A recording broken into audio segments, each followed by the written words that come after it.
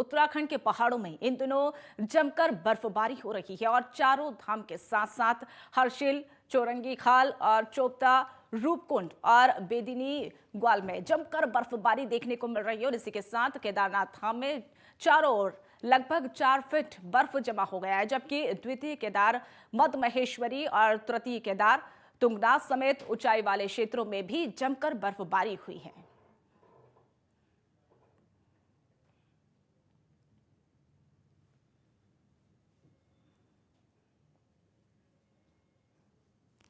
तो देखिए 3 तस्वीरें हम आपको दिखा रहे हैं जोशीमठ में, जहां पर बर्फबारी देखने को मिल रही है और सड़कों पर बर्फ की चादर जो है लपटे हुए सड़क समेटे हुए बैठा और वहां पर सैलानियों के द्वारा भी लुत्फ उठाया जा रहा है। दूसरी तस्वीर ऊखीमठ की, जहां पर पहाड़ों की चोटियों पर बर्फ की चादर देखने को मिल रही है। और तीसरी तस्वीर ओली की है, जहां पर बर्फबारी लगातार होती हुई नजर आ रही है और बर्फ से ढकी हुई ये चट्टाने, ये पहाड़ है, ये बर्फ की चोटियों पर जो है लगातार बर्फबारी देखने को मिल रही है और ऐसे में सैलानियों की संख्या भी लगातार वहां पर बढ़ती हुई नजर आ रही है।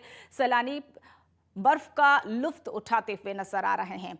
बात अगर ये करें कि बर्फबारी लगातार हो रही है तो ऐसे में लोगों को कई परेशानियों का सामना भी करना पड़ रहा है। आवागमन में काफी दिक्कतों का सामना उन्हें करना पड़ रहा है।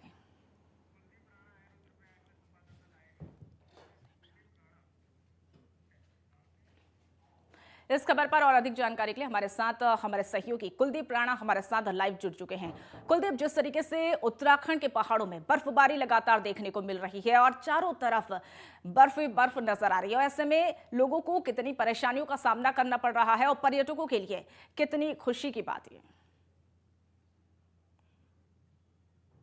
जिले की बात करें तो रुद्रप्रयाग जिले में केदारनाथ, मधमहेश्वर धाम, तुंगनाथ, मिनी स्विट्जरलैंड के नाम से विख्यात चोपता, तुगलबिट्टा समेत जो ऊंचाई वाले विकास खंड है, जो कोली की बात करें, ऊखीमठ की बात करें, तो वहां के ऊंचाई वाले इलाकों में लगातार पिछले 2 दिनों से बर्फबारी हो रही है। हालांकि अभी आज मौसम अभी साफ हो गया है, लेकिन 2 दिनों से लगातार बर्फबारी हो रही थी और जिससे कहीं ना कहीं जो वहां का जनजीवन है वो अस्त व्यस्त हो गया है।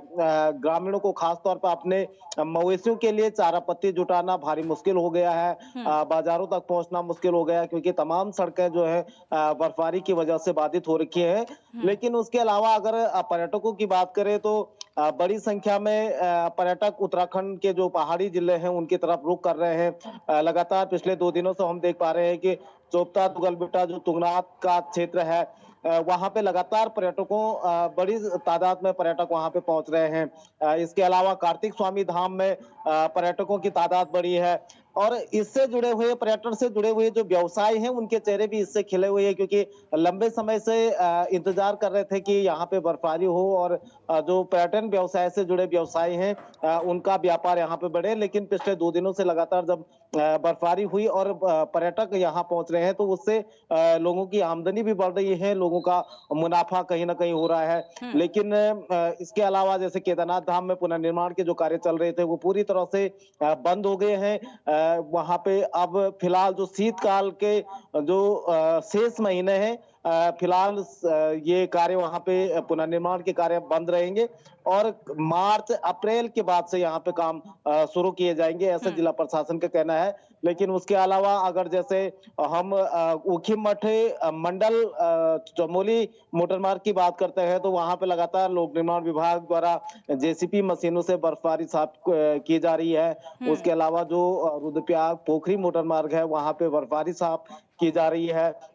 इसके अलावा जो चिरबट्टा और टिहरी को जोड़ने वाला मोटर मार्ग है, वहां पे लगातार पीएमजीएसवाई विभाग और पीडब्ल्यूडी विभाग की जेसीपी मशीनें तैनात कर रखी है कि किसी भी तरह से अगर बर्फबारी से मार्ग बाधित होता है तो उसको तत्काल साफ किया जाएगा और आवागमन में किसी भी तरह से परेशानी ना हो।